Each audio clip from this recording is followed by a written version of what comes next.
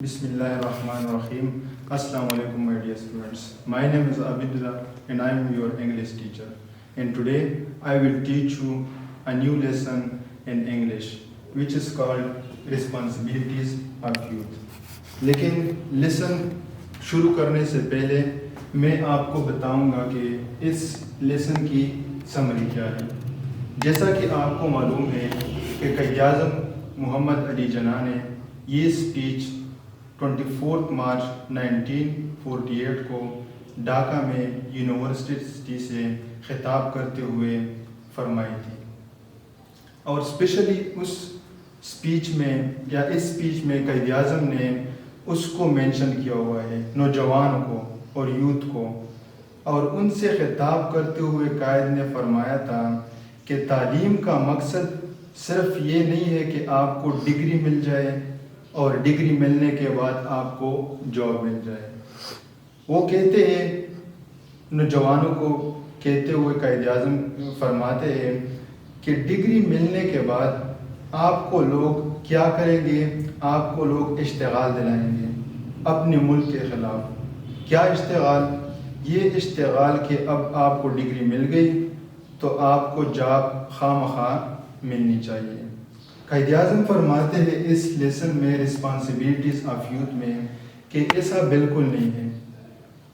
ज़रूरी नहीं है कि गवर्नमेंट हर किसी शख्स को जॉब दे दे, बल्कि ऐसा है कि अगर किसी को जॉब मिल गई तो वेल एंड गुड, और अगर किसी को जॉब नहीं मिली तो ज़रूरी नहीं है कि वो जो कंसर्न जो उसका फील्ड है उसी में ही वो आगे जाए, बल्कि क़ायद-ए-आज़म रहमतुल्लाह अलैह ने इस रिस्पॉन्सिबिलिटीज़ ऑफ यूथ में नौजवानों को डिफरेंट टाइप की फील्ड्स बताए हैं कि आप वहाँ पे जाके अपना लोहा मनवा सकते हो, या इस दौरान आपको लोग कहेंगे कि हुकूमत जो है वो बेकार हो गई है क्योंकि वो हमें जॉब नहीं दे सकती।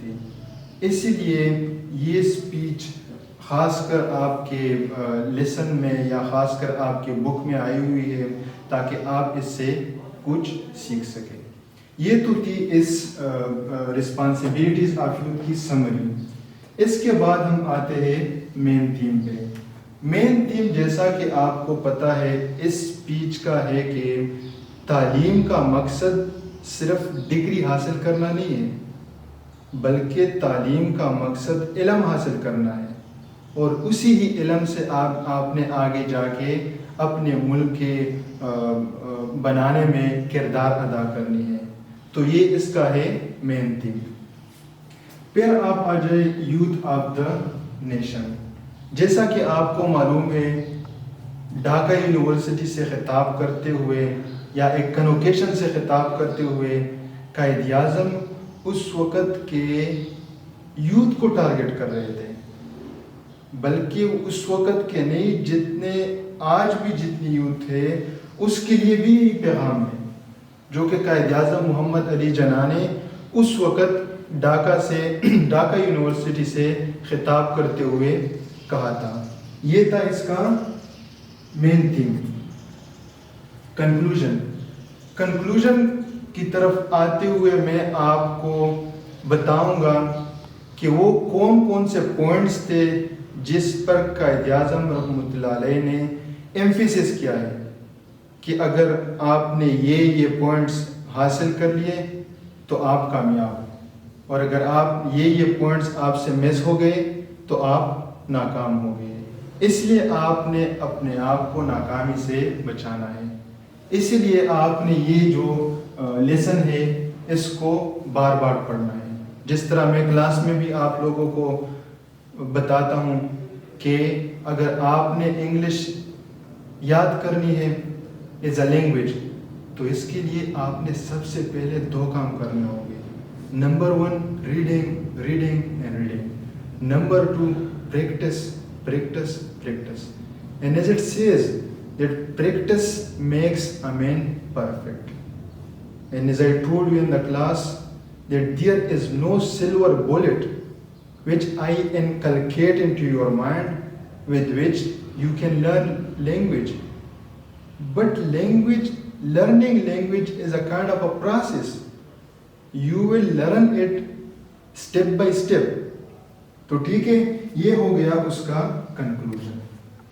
फिर आप आ जाइए वोकेबलरी की तरफ। वोकेबलरी अगर आपने सीख ली तो आप समझ जाइए कि आपने क्या कर लिया, आपने 50% तक इंग्लिश सीख लिया। क्योंकि जिसके पास वोकेबलरी नहीं होती वो क्या नहीं कर सकता, वो बात नहीं कर सकता। वो बात अगर कर भी सकता है कन्वे नहीं कर सकता। इसलिए without further delay, without further edu, हम जाते हैं लेसन की तरफ कि लेसन में क्या क्या है। ये आपका फर्स्ट ईयर वाला बुक है और इसमें आप आ जाइए, अपने बुक्स को खोलिए, आप आ जाइए पेज नंबर 2 पे, रिस्पॉन्सिबिलिटीज़ ऑफ यूथ। लेकिन पेज नंबर 2 पे आने से पहले आप आ जाइए पेज नंबर 1 पे, responsibilities of youth. Excerpt from the speech of Quaid-e-Azam delivered at the Dhaka University convocation on 24th March 1948। यहाँ पर एक वोकेबलरी वर्ड आ गई, वो वर्ड है कन्वोकेशन। कन्वोकेशन कहते हैं असेंबली हॉल को जहाँ पर बहुत सारे स्टूडेंट बैठे हो और कोई ऑनरेबल पर्सन या कोई चीफ गेस्ट उसको डिग्री दे रहे हो, तो उसको कहते हैं कन्वोकेशन। अब हम बाकायदा लेसन का आगाज करते हैं रीडिंग का। Mister chancellor, ladies and gentleman, when I was approached by the Vice Chancellor with a request to deliver the convocation address, I made it clear to him that there were so many calls on me that I could not possibly prepare a formal convocation address on an academic level with regard to the great subjects with which university deals, such as arts, history, philosophy, science, law, and so on. I did not, however, promise to say a few words to the students on this occasion, and it is in fulfillment of that promise that I will address you now.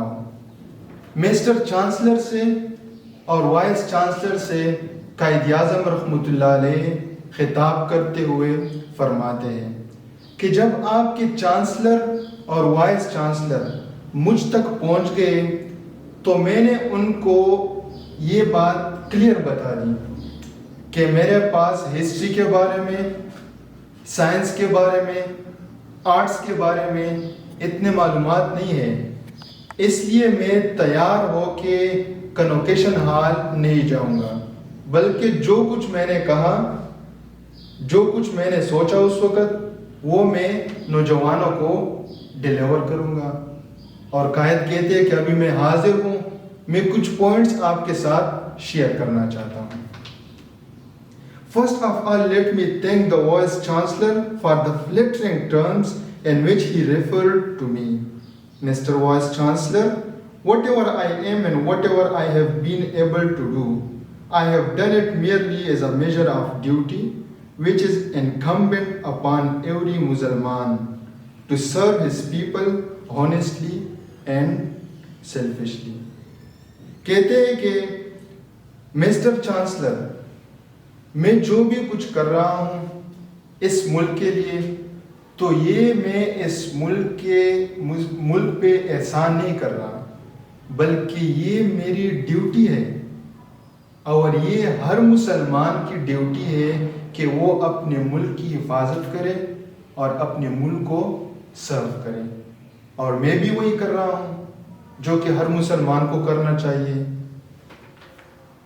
In addressing you, I am not here speaking to you as head of the state, but as a friend and as one who has always held you in affection. Many of you have today got your diplomas and degrees, and I congratulate you. Just as you have won the laurels in your university and qualified yourself, so I wish you all success in wider, larger world that you will enter. और Quaid-e-Azam further फरमाते हुए कहते हैं कि आज मैं आपके सामने मुल्क के सरबराह के तौर पर हाजिर नहीं हो रहा, बल्कि मैं एक ऐसे शख्स के तौर पे हाजिर हो रहा हूँ जो कि आपको चंद बातें वाज़ेह करना चाहते हैं। और इसलिए कायद-ए-आज़म ने कहा है उस वक़्त कि आप में से आज बहुत से लोगों को डिग्रियाज और डिप्लोमास मिल जाएंगे। फिर क्या कहते हैं उसके बाद, आइए पढ़ते हैं। Just as you have won the laurels, many of you have come to the end of your scholastic career and stand at the threshold of life. Unlike your predecessors, you fortunately leave this university to enter life under a sovereign and independent state of your own. It is necessary that you and your other fellows students fully understand the implication of the revolutionary change that took place on the birth of Pakistan. We have broken the shackles of slavery. We are now a free people. Of our state is our own state. Our government is our government of the people, responsible to the people of state and working for the good of the state. कहते हैं कि जैसा कि आपको पता है कि पाकिस्तान अभी आज़ाद हो चुका है और आप लोग अपने आबा और अजदाद के मुकाबले में बहुत खुशकिस्मत हों, क्योंकि जब वो डिग्रियां ले रहे थे, वो डिप्लोमास ले रहे थे ढाका यूनिवर्सिटी से, तो वो गुलाम थे, वो किसी के अंडर थे। अंडर मीन अंग्रेज़ों के अंडर थे। और अभी 1948 के बाद, जो कि आज का दिन है 24 मार्च, आप डिग्रियां ले रहे हो तो आप एक आज़ाद शहरी हो, आप आज़ाद हो, राय देने में आज़ाद हो आप। Freedom, however, does not mean license. It does not mean that you can now behave just as you please and do what you like, irrespective of the interest of the people or of the state. ये बात बहुत मजे की है कि freedom does not mean that you have given the license of whatever you speak or whatever you do. नहीं, freedom का मतलब ये है कि आप जो चीज़ सच्ची हो उसको सपोर्ट करें, जो चीज़ ठीक हो उसको सपोर्ट करें। इस तरह नहीं कि बस आप आज़ाद हो तो आप इदारों के ख़िलाफ़ भी बात कर सकते हो, आप पार्लियामेंट के ख़िलाफ़ भी बात कर सकते हो, आप अदलिया के ख़िलाफ़ भी बात कर सकते हो। बिल्कुल इसी तरह नहीं है। कायद-ए-आज़म फरमाते हैं, A great responsibility rests on you and on the country now more than ever. It is necessary for us to work as a united and disciplined nation. What is now required of us all is constructive spirit and not the militant spirit of the days when we were fighting for our freedom. कहते हैं कि अभी हम पर बहुत ज़्यादा जिम्मेदारी आयद पड़ती है। जिम्मेदारी इन सेंस कि पहले हम इतने रिस्पॉन्सिबल नहीं थे जब हम गुलाम थे, जो कि अब है। अब क्या है, हम एक आज़ाद शहरी हैं। सबसे पहले कायद-ए-आज़म ने कहा है कि आपने एज अ रिस्पॉन्सिबल शहरी के तौर पर रहना होगा और आपने एक रिस्पॉन्सिबल सिटीजन का सबूत देना होगा। Let me tell you something of the difficulties that we have overcome and of the danger that still lie ahead, thwarted in their desire to prevent the establishment of Pakistan. Our enemies turn their attention to finding ways and means to weaken and destroy us. Thus hardly had the new state come into being when came the Punjab and Delhi Holocaust. पहले दुश्मन तो नहीं चाहते थे कि पाकिस्तान बन जाए, लेकिन जब पंजाब में और दिल्ली में खून खराबा हो गया तो फिर पाकिस्तान क्या हो गया, वजूद में आ गया। अभी दुश्मन का मिशन क्या है? कायद आज़म क्या फरमाते हैं?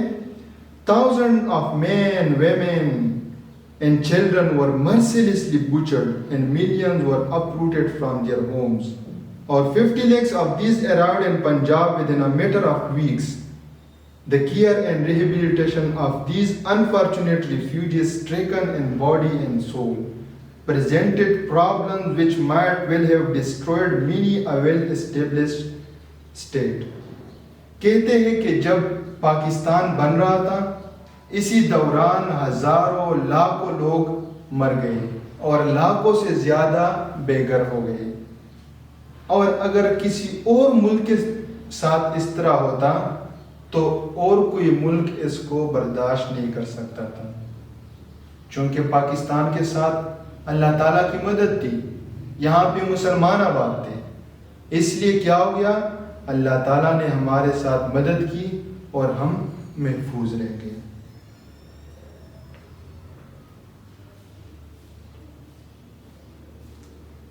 At a very inception, by these men were disappointed. Not only has Pakistan survived the shock of that upheaval, but also it has emerged stronger and more chastened and better equipped than ever.